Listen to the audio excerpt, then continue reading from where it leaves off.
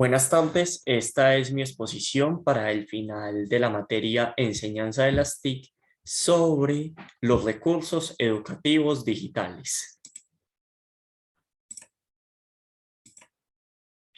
Empezando que los recursos educativos digitales son todos aquellos recursos que sirven para un fin educativo. Pueden ser imágenes, videos, simulaciones, entre otros, los cuales vienen en distintos estándares, ya sea por su empaquetamiento, licenciamiento o comunicación. Y aquí veremos algunos de ellos.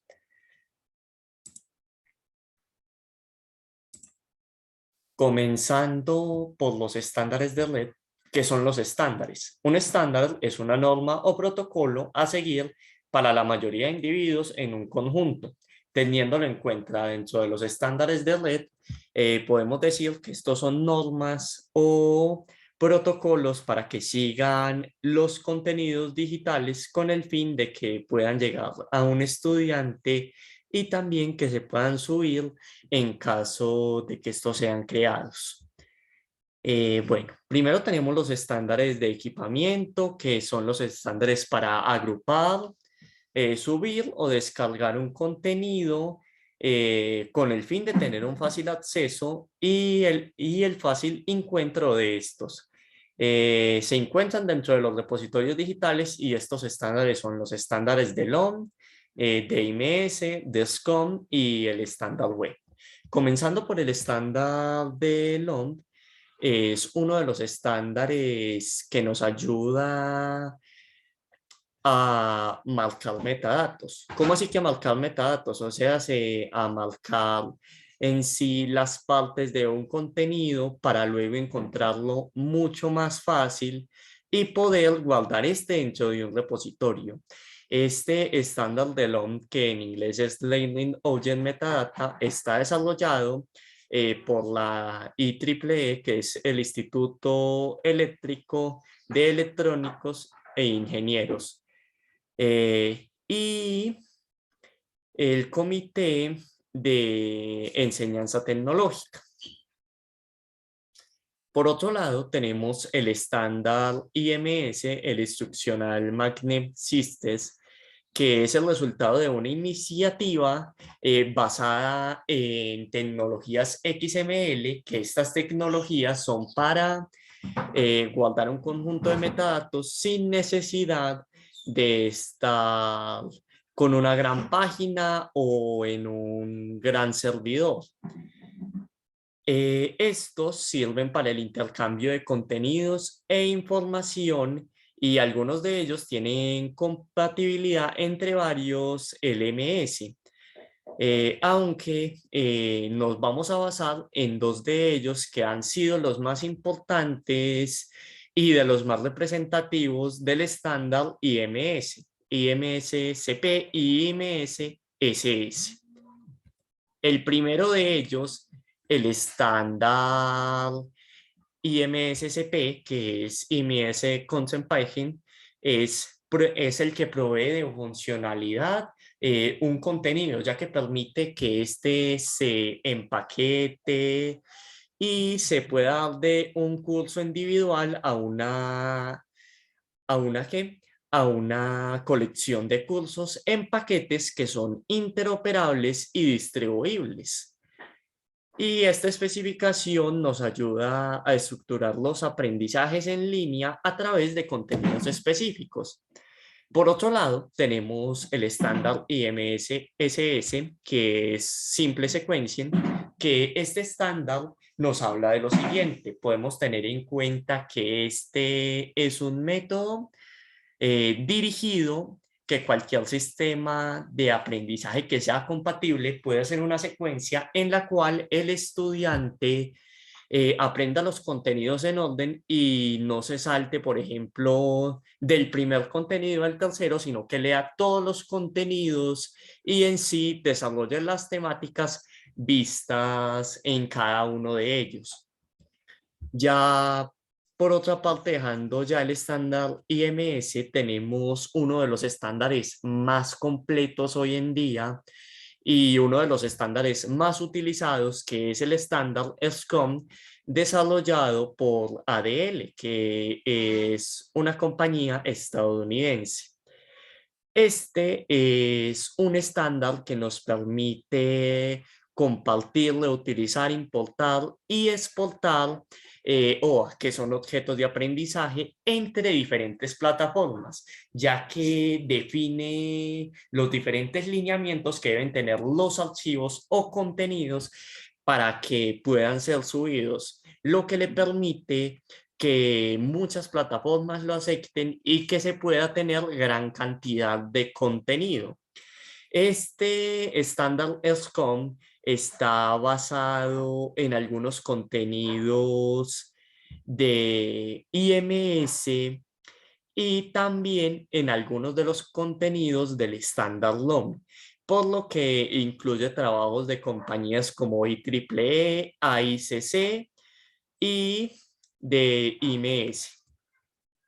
Y por último, tenemos lo que es el estándar web, que es el estándar más conocido, el estándar que se adapta a casi todas, por no decir que a todos los medios y a todos los dispositivos de medios digitales, ya que utiliza la World Wide Web, que son las páginas web para en sí tener un repositorio de contenidos digitales los cuales se puedan buscar, editar, entre otros factores.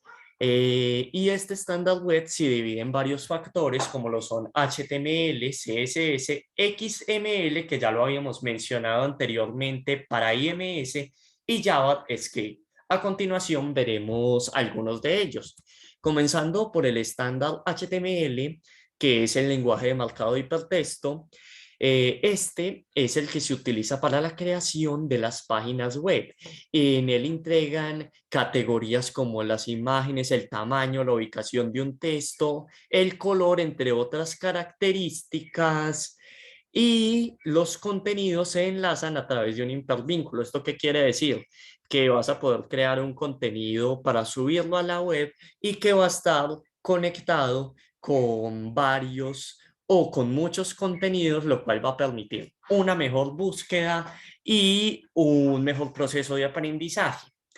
Luego tenemos el estándar CSS, que el estándar CSS se utiliza para darle una decoración a las páginas HTML, porque debido a que las páginas HTML hay que especificar página por página qué tipo de imágenes o qué tipo de letra o qué tipo de márgenes va a llevar este estándar, que en inglés sería Cascading Style Sheets, que el de español se traduce como estilo de hoja de cascada. Es un estilo que solamente se tiene que definir una vez y ya se agrega junto con el HTML. El HTML lo llama y este estándar CSS ya aplica un estilo a todas las páginas que tenga un documento de HTML, que en sí son las páginas web. El estándar más conocido en HTML y CSS es HTML5 y CSS3, que son las últimas revisiones que tienen estos estándares específicamente cada uno y que son los que más funciones y comandos albergan a la hora de crear una página web y ponerle un estilo. Por otro lado, tenemos XML, que es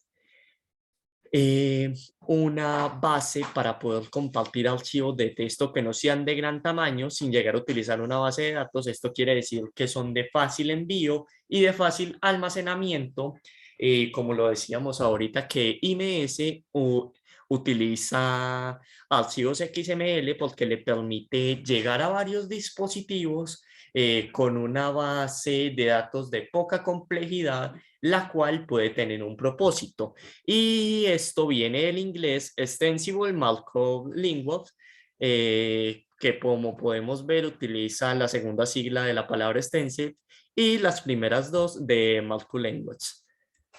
Por otro lado, y para finalizar los estándares web, tenemos lo que es el estándar JavaScript, que nos dice lo siguiente y se puede entender de la siguiente manera. La mayoría de las funciones de un estándar web son realizadas por el lado del servidor, pero los usuarios también tienen que realizar ciertas funciones como llenar formularios, poner ciertas imágenes, responder algunas preguntas y interactuar con el sistema. Y para esto está el estándar JavaScript que permite comunicar los datos sin la necesidad de que estos tengan que ir a un servidor, lo cual tardaría tiempo y aunque no sea mucho, esto a la larga se puede notar. Y para esto, JavaScript ofrece una solución a los usuarios en la cual ellos puedan tener una interacción con el contenido que se ejecuta en los programas web.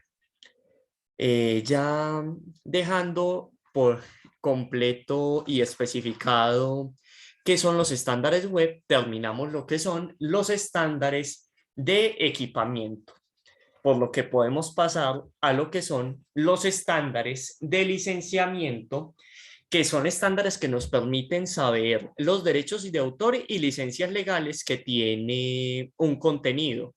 Esto con el fin de que pueda ser distribuido, que se le dé un uso y que se tengan en cuenta las decisiones que tomó el creador de este contenido.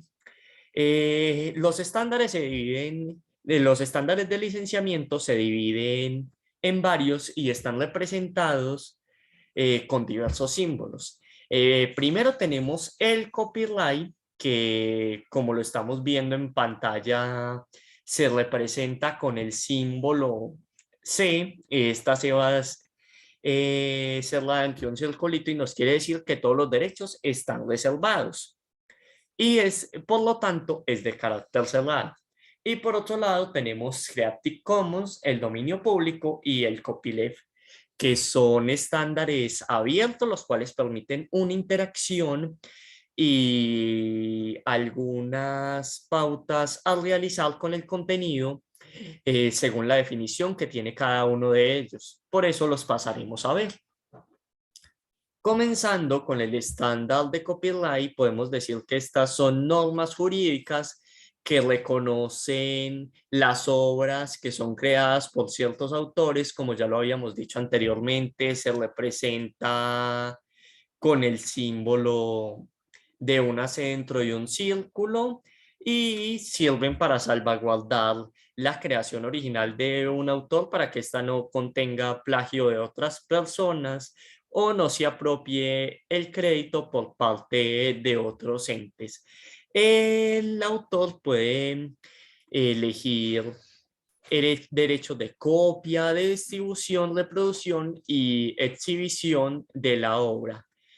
Por lo tanto, tiene todos los derechos reservados y es el quien decide cuándo estos pasarán de ser de dominio privado a dominio público.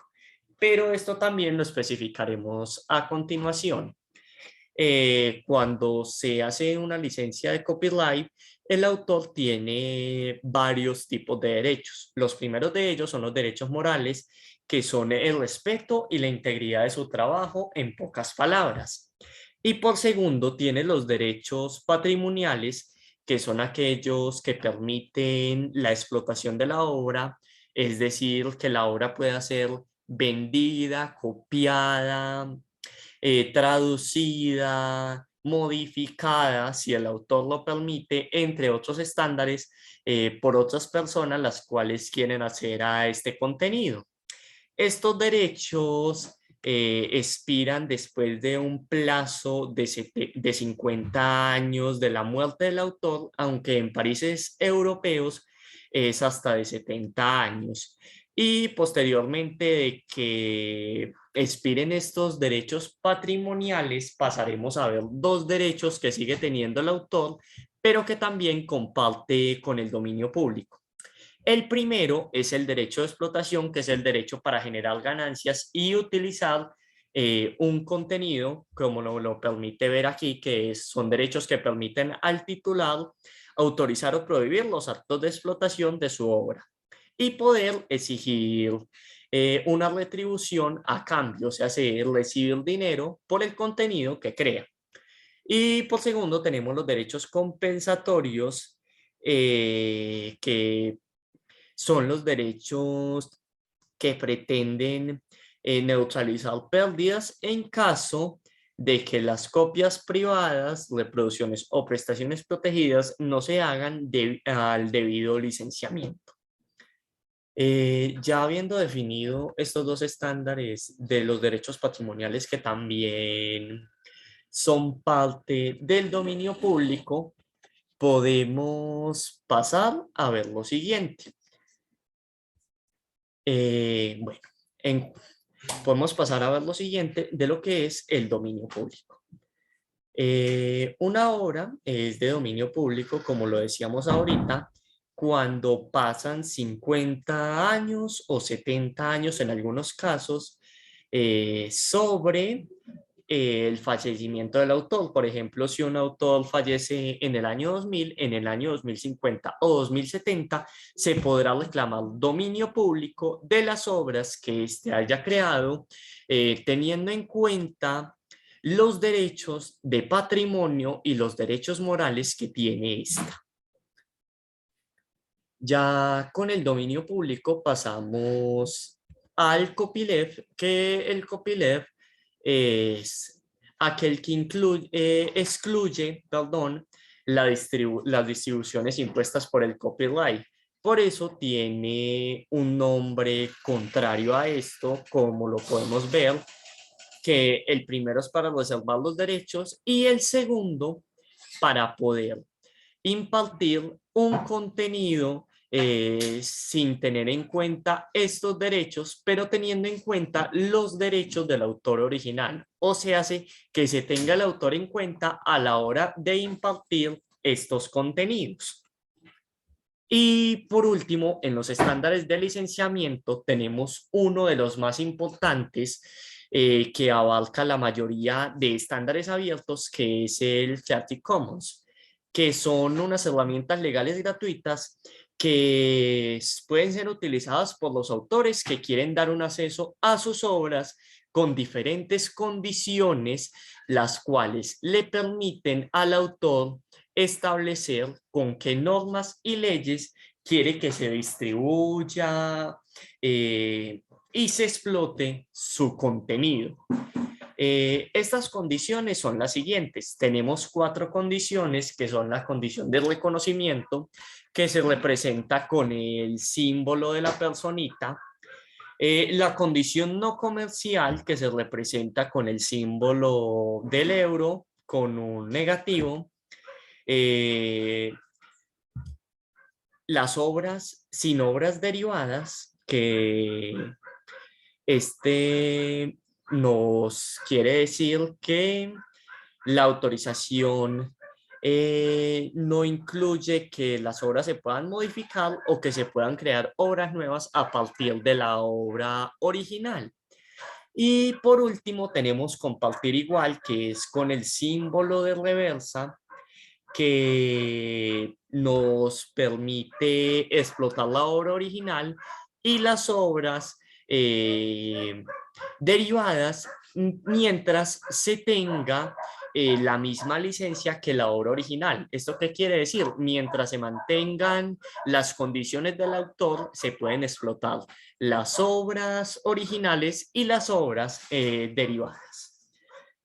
Con estos 4 estándares, o con estas 4 tipos de condiciones, podemos pasar a 6 tipos de licencias en Creative Commons, las cuales vamos a ver en la siguiente imagen. La primera, que es el reconocimiento, voy a mover un poco más la sala del video para que se pueda ver el símbolo, que es el reconocimiento, que es la que permite explotación y creación de obras derivadas, siempre y cuando se tenga en cuenta el autor y no se tiene ninguna restricción a la hora de utilizar la obra.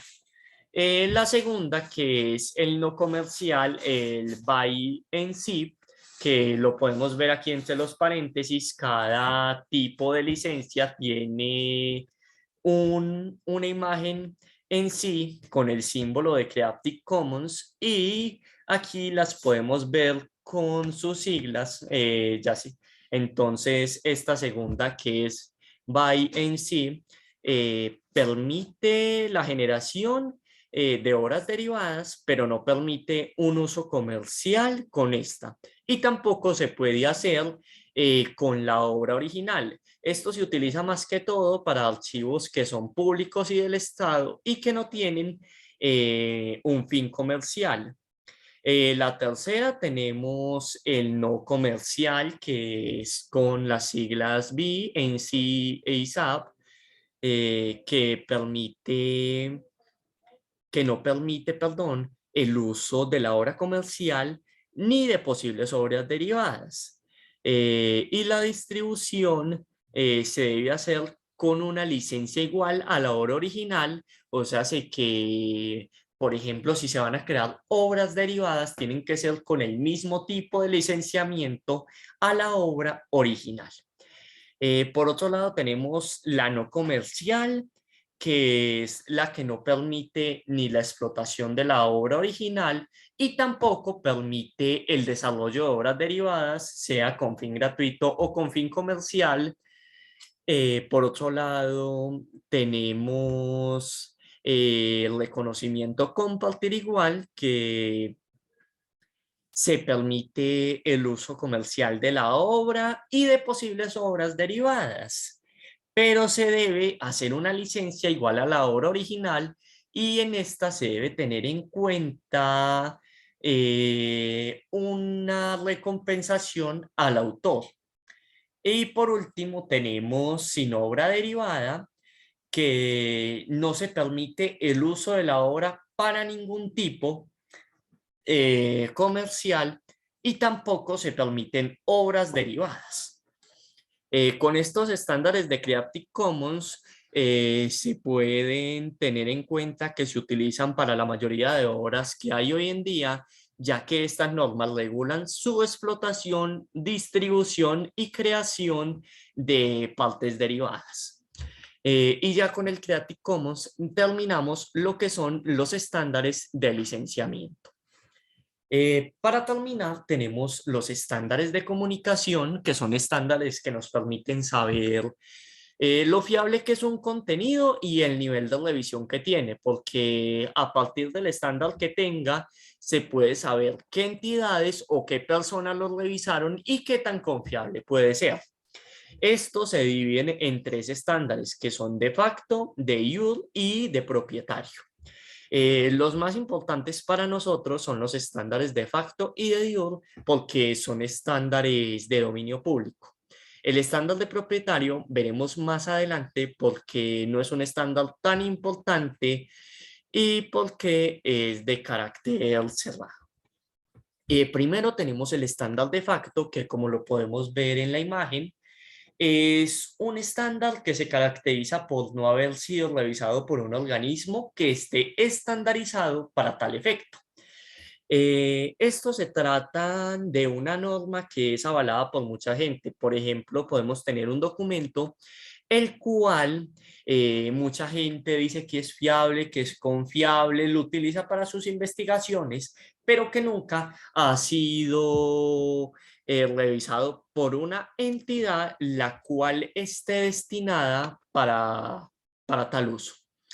Por otro lado, tenemos el estándar de iure, que es lo completamente contrario al de facto, porque es un estándar oficial, que este estándar se le da a aquellas obras que han sido revisadas por una entidad especializada y que está avalada para tal fin. Entonces podemos ver una gran diferencia entre estos dos estándares. Mientras que el primero, que es el estándar de facto, es un estándar que es valorado por muchas personas y que no tiene alguna revisión. El estándar de iure, aunque en la mayoría de las ocasiones tiene una revisión, no es tan visto por muchas personas. Un ejemplo de estos estándares lo podemos hacer con lo que se utilizaba en las grabaciones hace unos 20, 30 años, que se popularizó tanto el formato VHS y el formato del CD. Aunque no eran estándares en su momento revisados, eran estándares tan populares y tan confiables que la gente los utilizaba más que otras opciones que sí fueran revisadas y que en casos podían ser mejores, pero no se tenía de ellas tanto conocimiento. Y por último, pasamos al estándar de propietario, que lo mencionamos anteriormente, que no era tan importante porque son los protocolos específicos que tiene una marca y estos protocolos son utilizados por la misma marca. Estos estándares se les dan a un contenido que solamente va a utilizar la misma empresa que lo creó y por lo tanto no tienen una distribución disponible y tampoco tienen un fin educativo o de crear un objeto de aprendizaje fuera de la entidad que los está utilizando. Bueno, con esto terminamos los estándares más importantes para los recursos educativos digitales, que son los estándares de equipamiento, que podemos ver sus divisiones, los estándares de licenciamiento y los estándares de comunicación, con los cuales también podemos ver las divisiones. Ahora voy a mostrar lo que es la segunda parte del final, que es el recurso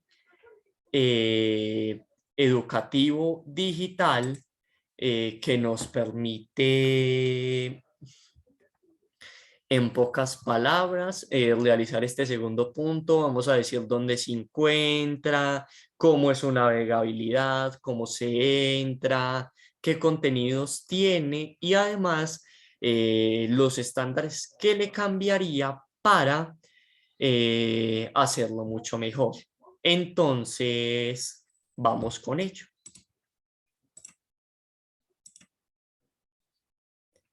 Bueno, primero que todo, el recurso educativo digital que yo elegí, lo elegí enfatizado al área de matemáticas con el tema fracciones. Es un recurso que se encuentra dentro del repositorio de YouTube y es del canal de Daniel Carleón. Entonces, este se encuentra dividido en una sección de 36 videos, los cuales explican todo lo relacionado con el tema fracciones. Para acceder a él, solamente tenemos que ir a un navegador cualquiera. En mi caso, iré a Google Chrome. Abriremos una nueva pestaña. Iremos al repositorio que es YouTube y se ingresa con www.youtube.com, como lo estamos viendo en pantalla. Después de buscar el repositorio, nos llevará a esta parte que es donde se puede buscar los diferentes creadores de contenidos y canales donde se guarda la información. En mi caso, iré al canal de Daniel Carleón.